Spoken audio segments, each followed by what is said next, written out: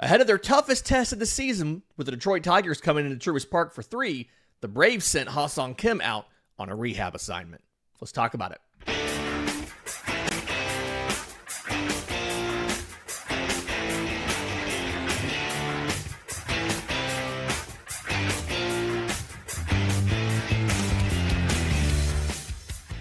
Yes, welcome on in to Braves Today, a production of the Belief Podcast Network and presented to you by FanDuel. I'm your host, Lindsay Crosby, author of BravesToday.com, a daily newsletter on the Atlanta Braves. And I want to talk about the Detroit Tigers coming to town for 3. This is going to be the best rotation the Braves have faced this season, and it probably ends up being one of the toughest tests of the year. But before we do that, we got to talk about some potential reinforcements for the Braves. Ha-Seong Kim went out on a rehab assignment starting today, as well as some updates on Sean Murphy and Spencer Strider. And there's reasons to be excited about Ha-Seong Kim's rehab, and there's reasons to be a little bit cautious. But one, let's go over the plan here, right? So when you go on a major league rehab assignment, you have 20 days. A position player has 20 days with which they can play. And it's very likely that Ha-Seong Kim's going to require all of those 20 days. If you think about where Kim is right now, obviously he had the surgery in January on his right middle finger's tendon that he tore when he slipped and fell on the ice back home in Korea. It's his throwing hand, so kind of important. But he didn't have a spring training. And so the last couple of weeks, Kim has been down in Northport, where the Braves have some guys in extended spring. They're preparing for the complex league season, and he's been taking swings, taking live BP, even done a couple simulated games. And that is very similar to what a guy would do in the first little bit of spring training after he reports before the games start. So now that he's going to be at AA Columbus, it's going to look a lot like spring training, at least at first. Ha-Seong Kim is not going to immediately start playing shortstop every single day for 9 innings in Columbus.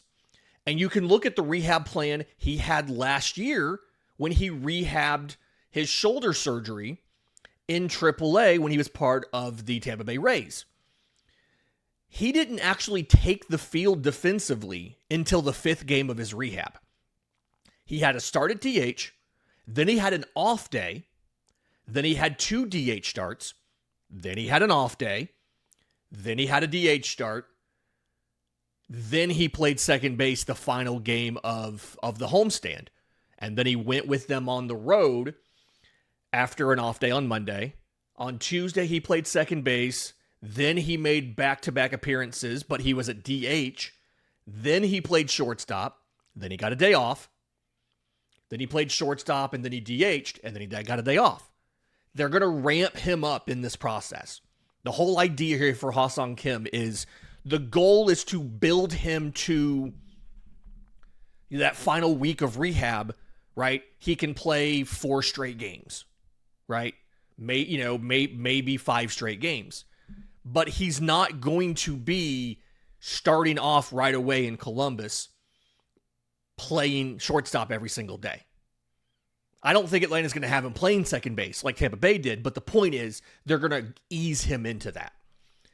And the real goal here, the real thing they're trying to do is just to get him the plate appearances and the at-bats. That's really the more important thing than him playing defense. You can do fielding drills all day long. Seeing live pitching is what actually matters. He finished that rehab stint with 91 plate appearances last year. I would assume he's probably going to be in for 75 or so to kind of mimic what a typical spring training would look like for a veteran. And then if he's not doing well, they may let him do some more, but it's probably going to take the full 20 days. So a little bit more roster security for Kyle Farmer. And Kyle Farmer is going to end up being the guy that clearly going to be the guy that loses a job when Ha-Seong Kim comes back. I fully expect given Atlanta's issues in left field, and for those of you who subscribe to BravesToday.com, the newsletter, there was a newsletter came out this morning all about Mike Yastrzemski in left field and how it's been a problem for the Braves for years now, why they haven't fixed it, and what's going on with Yastrzemski. So go check that out, again, BravesToday.com. But when Kim comes back, and I've seen a couple people ask this, he's going to be this everyday starter at shortstop. And it's, Mauricio Dubon has played well. Mauricio Dubon's bat, as we expected it to, has cooled off a little bit. I mean, he's not bad right now. Mauricio Dubon is still performing pretty decently. He's hitting .283 with a .330 on base and a .434 slug. He's never been a huge walk guy. He has 2 home runs, and I believe it's like a 113 WRC plus. But that's already down from where it was a couple weeks ago, where it was 2 weeks ago. And given the struggles of Mike Yastrzemski in left, 47 WRC plus, and obviously his inability really to do anything against left-handers, the Braves are going to end up playing Mauricio Dubon more in left. Now, this does also free up the ability to rotate other guys through designated hitter. You can better give Ronald a half day at DH and put Yastrzemski in right, put Dubon in right, put somebody out there in right field and not have to, and you keep the same offensive group on the field, but you just can get some guys a half day, right? You could let Austin Riley have a half day at third. You could have Ozzie have a half day at second. You could let Austin Riley have an entire day off if you wanted. So it's going to be a good thing to get Ha-Seong Kim back. And it's important to know, too, that he did struggle a little bit on rehab last year. He actually got hurt during rehab. June 11th, he played the full game against Durham, but that was the last game he played for 9 days. He had a back issue, if I remember right. And so he finally came back off of rehab, and that's why he got, as many plate appearances as he did. His rehab was extended out time-wise a little bit because he had an injury. In essence, they pulled him off of rehab and then started a new rehab assignment. So the time frame here, the end of April, with him going on rehab, means he's going to come back unless there's some sort of injury setback by the middle or so of May. Again, 20 days. Now, if there's an injury setback, they can pull him off of rehab and then start a new assignment. But he's going to be back at some point in time by the middle of May. So Kyle Farmer's got a couple more weeks. A couple other little bits of news that we had when it comes to Braves rehab, by the way. Sean Murphy, there was some speculation that he would get activated this week because the Braves are facing 2 lefties in Tarik Skubal and Framber Valdez. We're going to get to them in a few minutes. But no, he is going to roam. He is going to continue rehabbing with the Emperors. The goal for the Braves on the Sean Murphy rehab is they want him to get to back 9-inning catching appearances. And that is just not something that he has done yet. When you look at what he's done this year, it's a lot of, he has 8 games of rehab, 6 of them are at catcher, but he's not playing the entire 9 innings most of the time. The first 3 games, he combined for 6 plate appearances because he caught 5 innings here, he caught 5 innings there, and he did just do 3 full games in Gwinnett over the last 4 in the week, but one of them was at DH and there was an off day after that DH day. So it was partial game at catcher, off day for him, full game at catcher, full game at DH, off day for him, full game at catcher. Once Sean Murphy can do back-to-back 9-inning catching appearances, that appears to be the next milestone they are looking for him to get activated. Also in that final start, he went 3 for 4 with a double and 2 RBI, no strikeouts, and a bunch of those balls, multiple hard hit balls, just scalded to left. So he's clearly doing a little bit better, feeling a little bit better. Other little bit of news that I was given last night, it's probably official by the time this show comes out at noon Eastern on YouTube, but Spencer Strider is expected to continue his minor league rehab this week and to not be activated for a start this weekend. There was a lot of speculation, myself included, that because of how good he looked on Sunday, that he would be back for the Colorado series and that they would activate him for a start against the Rockies.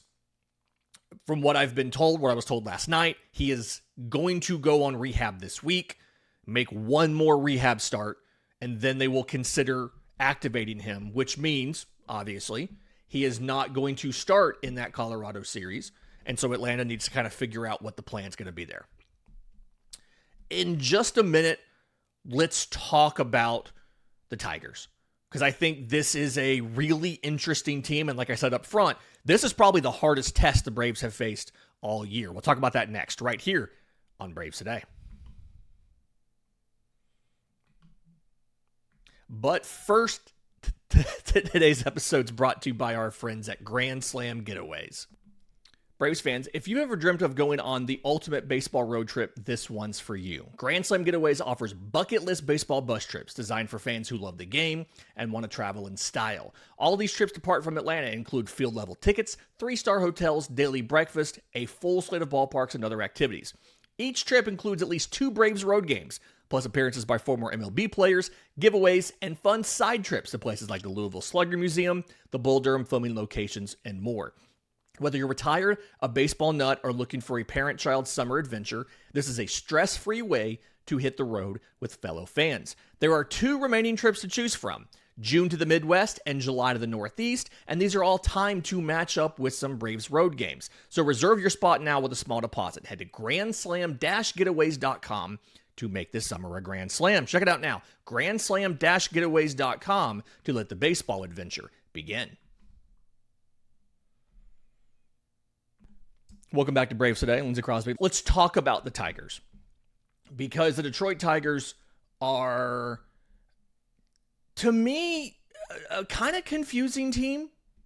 Like, I feel like they should be doing a little bit better than they are as far as the record is concerned, but there's also some explanations in there about how they got there. They are currently 15-14, so they are a half game up on the Guardians in the AL Central.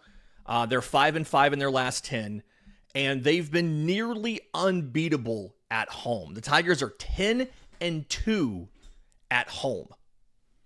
On the road, they are 5-12. And when you look at the way that they've done this, they take 2 out of 3 to open the season in San Diego versus the Padres, who are doing really well this year. Then they go to Arizona and get swept. They come home, they win 2 out of 3 versus the Cardinals. And then they go on the road to Minnesota and get swept in a 4-game series. Home versus the Marlins, they sweep them. Home versus the Royals, they sweep them. They go to Boston, they split the series 2-2. They come home, they beat the Brewers. They go to Cincinnati, they lose 2 out of 3. So just the team has not really performed on the road. And when you look at the offense, you know what? We'll do that in a minute. Let's look at the rotation first. Because the 3 guys you're going to face, holy crap. You're facing Casey Mize, you're facing Tarik Skubal, and you're facing Framber Valdez. 2018's number 1 overall pick in Casey Mize is the easiest of the 3 you're going to face. The Detroit pitching staff, all in all, has not been terrible this year. Top 10 group, 3.95 ERA. One place that they have struggled is in the back end, right? They've had 11 save opportunities and they've only converted 7 of them. So there is a little bit of instability in the back end for Detroit. Kenley Jansen's the primary closer. He's gone 6 for 8 on save opportunities. Old friend Kenley Jansen, right? 3 earned runs and 7 1/3. 9 strikeouts, 3 walks. He's given up 2 homers. Outside of that, Drew Anderson's 1 for 1 on his save opportunity. Tyler Holton's 0 for 1. Will Vest is 0 for 1. Like, it's Kenley Jansen's not been automatic. I think we all kind of know that Kenley Jansen can at times not be automatic. But outside of that, like rotation-wise, Skubal has a 272. Framber Valdez has a 341. Casey Mize has a 251. And they're all pitching pretty well.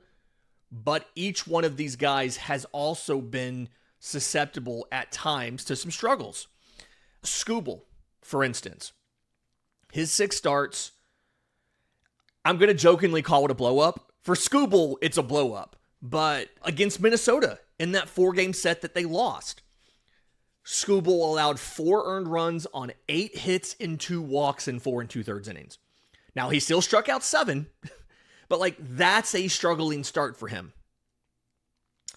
There's been times when the run support hasn't necessarily been there. He had, in Arizona, he went 7 innings with 1 earned run allowed on a solo shot. The only homer he's allowed of the year, and he took a loss because they got shut out. So, but he's rebounded. His last 3 starts, 2 of them were quality starts, 6 2/3 versus Miami with 1 run, at Boston, 1 run in 6 innings with 10 punchies. And then he just got tagged for 4 runs by Milwaukee in 6 innings with 5 strikeouts in a 5-4 win by Detroit. But there's not a ton you can say about Tarik Skubal. He's a 2-time reigning Cy Young winner and is going to be, I would say right now, probably the toughest pitcher the Braves face all year. I don't know if they'll see Skeens. Maybe it's going to be Paul Skeens. But this is not the dude you want to face in the middle game of a series. You better win game 1 tonight. Because if you don't, you get Skubal with them having the ability to win the series in game 2. We can talk about Mize real quick. He's also had exactly 1 bad start. It also came in Minnesota. It's just a weird series for them in general, where he allowed 5 runs on 7 hits and 3 walks in 4 1/3.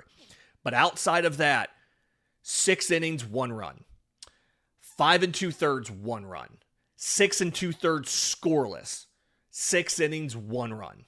He's been really, really good. And he's the worst of the 3 starters. I hope those of you on audio heard the air quotes around worst.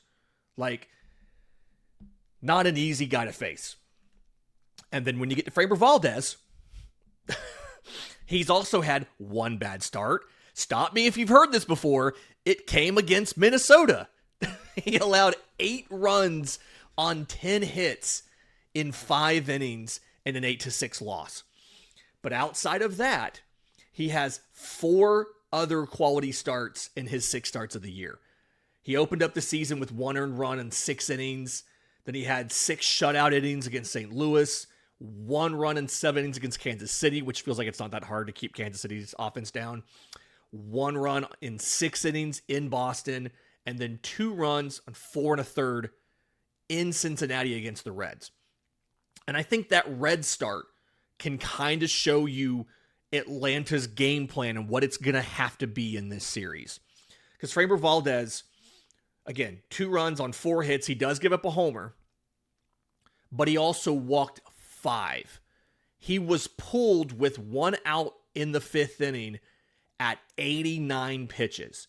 Only 47 of those were strikes. And that's going to be the game plan here. When he's on, St. Louis, 11 ground ball outs. Kansas City, 15 ground ball outs. But when he's not, like against Detroit, like against Cincinnati, 6 ground ball outs, 6 fly ball outs, 3 line drives, 5 walks. You can get his pitch count up, and you can get him out of the game somewhat early. And that's gonna have to be what you do. You're not guaranteed to get runs off of Skubal. You're not guaranteed to get runs off of Valdez. Although this new look Braves offense that puts a lot of balls into play has a better chance than a lot of other teams do. But still, what you need to do is you need to get into that bullpen. You need to get into the middle part of their bullpen. Make them cover more than just the final 2 or 3 innings, right? Because they have faith in Kyle Finnegan as a setup man and Kenley Jansen as a closer. And again, Jansen's blown 2. He blew one on Friday, but like he'll blow a save now and again, and Atlanta knows what Kenley Jansen does. But like you've got to make them cover more than 2 innings out of the pen. That's going to have to be the game plan here. I'm really kind of curious to see how everybody gets deployed. They had the day off on Monday, so nobody for them had to pitch. So they're close to their full bullpen should be available. Kenley Jansen hasn't thrown since Friday. We'll break all of this down, by the way. The bullpen status, the scouting report on what guys throw, all of that. We'll break that down on the scouting report. It comes in the afternoon after lineups are announced, both on YouTube and on audio. A little 10-minute show. We try to break everything down for you so that you know what the opposite guy's throwing, what the lineups look like, what the bullpen status is, keys to the game, all that stuff. In just a second, let's talk about the offense, because there's a couple different ways they can do this. There's some dangerous guys to watch out for, and there's some guys that are off to some slow starts. We'll talk about that next, right here on Braves Today. When you're trying to figure out the Detroit Tigers offense, the number one guy, and I'm shocked that I'm saying this soon in the year, the number one guy to worry about is infielder Kevin McGonigle, a rookie. He was called up for opening day. He's already signed an extension, I believe. And through his first 123 plate appearances, he has 2 homers, 2 stolen bases, but a .330 average and a 165 WRC plus. He is a dog. There's actually a lot of Auburn connections in this between Casey Mize and the now Kevin McGonigle. Did not go to Auburn, was committed to Auburn. Him and Colt Emerson were in the same draft. Colt Emerson of the Mariners were in the same draft class, and they were both committed to Auburn and both got sniped away with first-round pick money. So Jake from Locked On Braves, we're going to have a little bit of like moments about what Auburn could have been with both of these guys on campus instead of losing them to the draft. And Auburn really hasn't lost anybody to the draft since then. They've done a really good job of getting other guys to campus since they lost McGonigle and Emerson. But Kevin McGonigle's the kid that makes this whole thing go. Fantastic plate discipline. He's mostly playing shortstop. He does play some third base as well. But he usually leads off. He's batted in the top 3, but he's usually leading off. Gleyber Torres came back on a 1-year deal. He accepted the qualifying offer. He is right there behind McGonigle as far as production. Not right behind him. His WRC plus is 109. Most everybody on this roster in the starting lineup has a WRC plus over 100. It's a good offense. Again, it's been much better at home than on the road. So we're kind of hopeful that's the thing that evens this out here. But Gleyber Torres has the exact same walk rate and strikeout rate, 17.1% for both. It kind of feels like that walk rate's going to come down, obviously.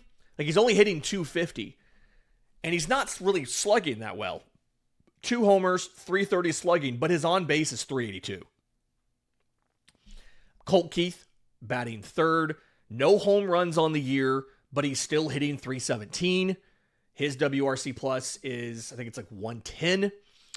Riley Green has been the cleanup hitter a lot. You can strike him out. He's got a strikeout rate in the mid-20s, but WRC plus of 144. He has 3 home runs. Catcher Dylan Dingler right behind him is that kind of like high power, low average guy. He's hitting 240, 238, something like that. But he's second on the team in home runs with 5. Kerry Carpenter has 6 right behind him. There's like a run of 3 guys you're going to face. They like to bat them back-to-back, too. And Dylan Dingler, Kerry Carpenter, Spencer Torkelson, the first baseman and former, I think, number 1 overall pick, actually. All 3 of these guys, like 5 home runs, 6 home runs, but their batting average is in the 230s. So it's like high whiff, but high power. If you can beat them, great. If they get you, they're going to get you, right? The bottom of the lineup is where you see the struggles. Winsell Perez has been dreadful this year. He's got 43 plate appearances. He's kind of working as like one of the primary right fielders. He's batting .098 with a 140 on base and a 171 slug. So not great. They've got other options they can rotate in and outfield. Like they can send Jahmai Jones out there. They can send Matt Vierling out there. I don't know how much more run Perez is going to get. He's only started for the last 6 games.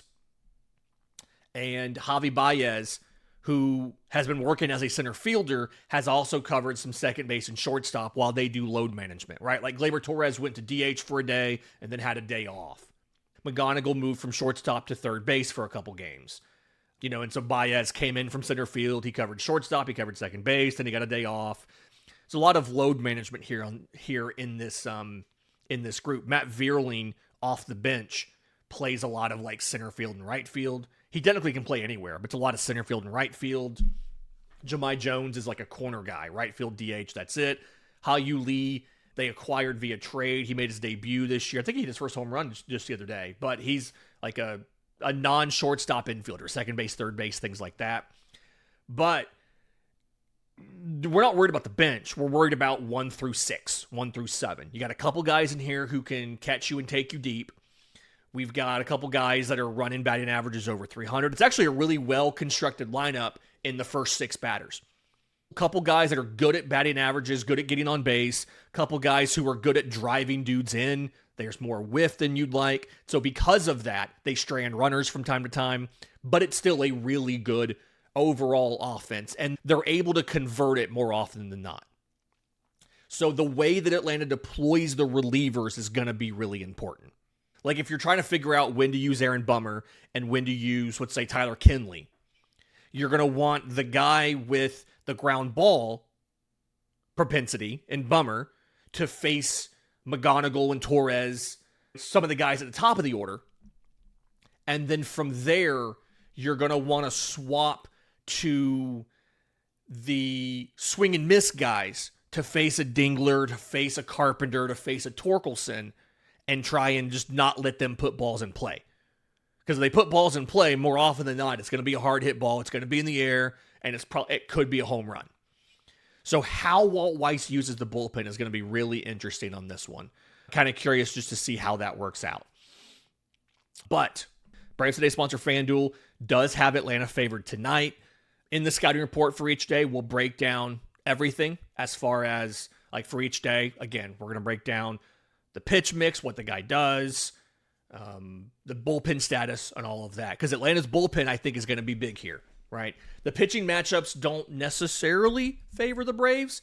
And what's weird is you're not really favored pitching matchup-wise in any game that you play. And I don't think that's happened this season with any series. Casey Mize versus Martin Perez in Game 1. Tarik Skubal versus J.R. Ritchie in Game 2. And then Framber Valdez versus Bryce Elder in Game 3. You feel pretty decent about Ritchie's ability to get ground balls. Bryce Elder's been a dog this year, but like, it's easy to see how, unless you get the road version of Detroit, which again, they've been bad on the road, unless you get that true to type road version of Detroit, it's easy to see how you could end up losing this series. Not saying you will, but you could. We'll see what happens. That'll do it for Braves Today for Tuesday, April 28th. Please like the video. Please subscribe. We'll see you next time on Braves Today.